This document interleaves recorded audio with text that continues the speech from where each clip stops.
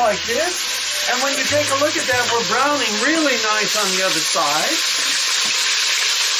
Now we put the fat side down. Now we'll add some pepper again. Pepper and some salt. So now we're getting it good and brown here. Before we put the vegetables, a nice spatula to do this to help us. And we're going to flip them over just like this. And when you take a look at that, we're browning